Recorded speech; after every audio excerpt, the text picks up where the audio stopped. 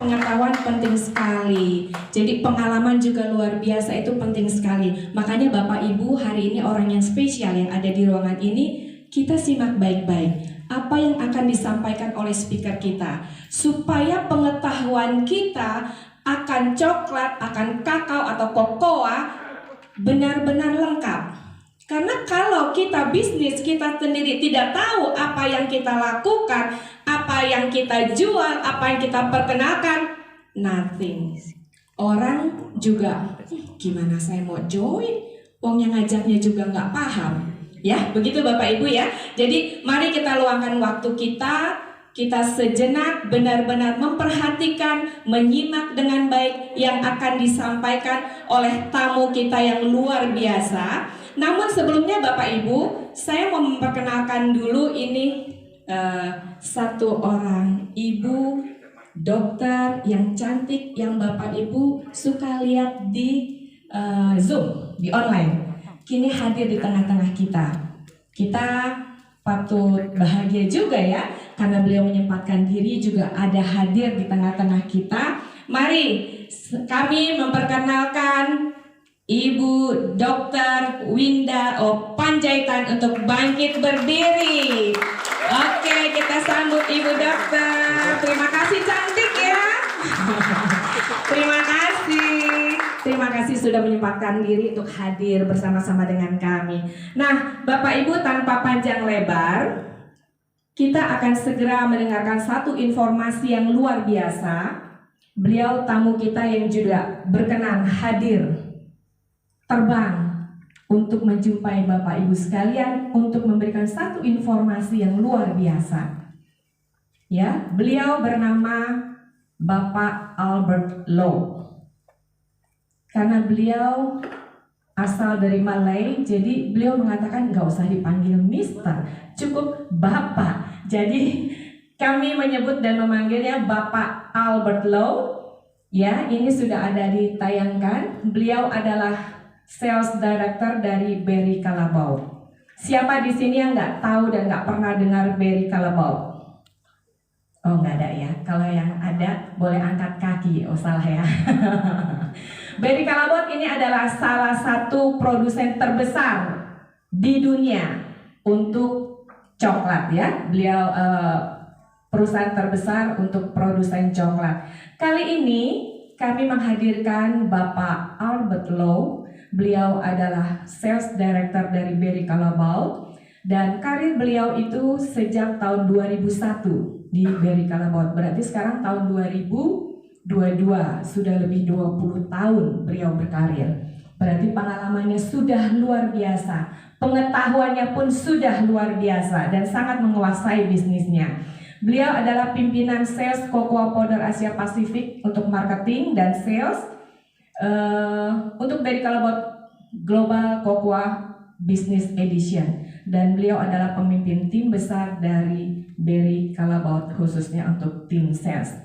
Tanpa berlama-lama, kami akan mengundang Bapak Albert Low tampil ke panggung. Oke, please welcome Bapak Albert Low.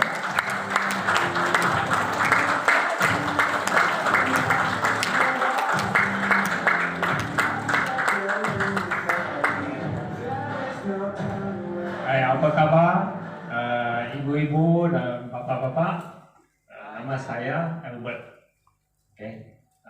Saya datang dari Malaysia.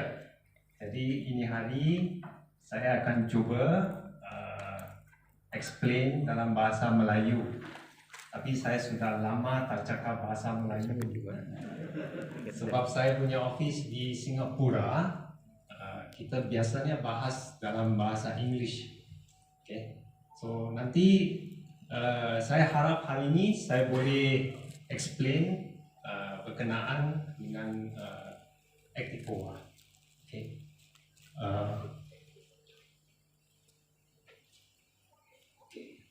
Pertama sekali saya nak explain siapakah Berry Callebaut. Berry Callebaut adalah satu company, public listed company di negara Switzerland. Tapi kita ada banyak pabrik yang memproses coklat dengan koko. Okay. Dalam dunia ini ada 197 negara. Bari Kalibau ada pabrik atau office di 137 negara. Okay. Jadi kita beli biji koko dari banyak tempat, dari Afrika, dari Amerika, dari Indonesia. Dan kita beli biji koko, kita akan memproseskan koko jadi dua bahan. Satu bahan ialah serbuk koko, yang satu lagi minyak koko. Okay. Jadi itu serbuk koko dengan minyak koko ialah kita punya main product. Okay, main product. Yang lain kita pun ada buat proseskan banyak coklat. Kita jual coklat ini kepada Nestle, kepada Mars Confectionery, Ferrero. Okay, kita ada banyak company. Okay, tapi ini tak berapa penting lah. Let's go to the next one. Jadi ini pabrik-pabrik yang kita ada di seluruh dunia. Banyak pabrik. Okay. Let's go to the next one. Okay, ini yang paling mustahak. Sudah berapa tahun saya ada 10 tahun 10 tahun atau lebih kita research. Okay. Biji koko originally dia ada banyak important component. Okay. Tetapi dalam proses koko kita ada satu proses di farm, itu proses kita buat fermentasi. Fermentasi mengubahkan ini bahan menjadi bahan yang berbau bagus. Jadi kalau lepas fermentasi biji koko ada lebih wangi sikit.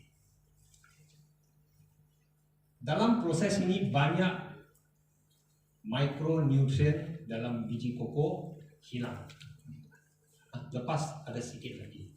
Selepas itu biji koko itu akan dikeringkan, dia akan pergi ke kilang pabrik koko. Dalam kilang ini kita memproseskan. Apa proses itu? Dia ada banyak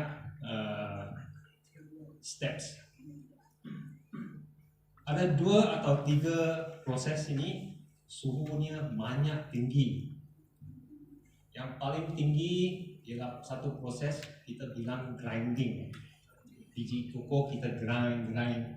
Yang first stage, second stage, third stage tu suhunya agak tinggi. Ada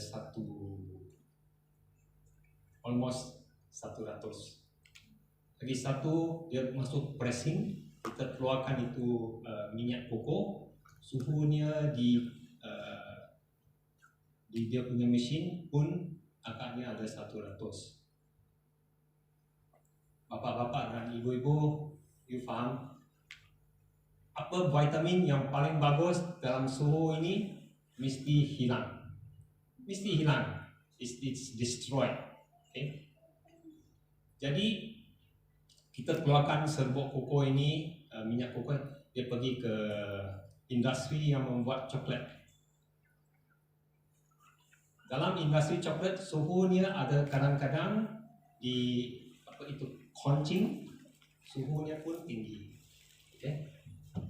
Jadi my point is this, kalau kita tengok dari biji koko fermentasi sampai koko processing sampai membuat coklat, semua proses ini will destroy all the flavonoid. Mesti destroy. Saya bagi satu example di negara Jepun ada satu coklat dia bilang dalam sini ada cocoa flavanol. Yes, it is true. Tapi itu flavanol is added.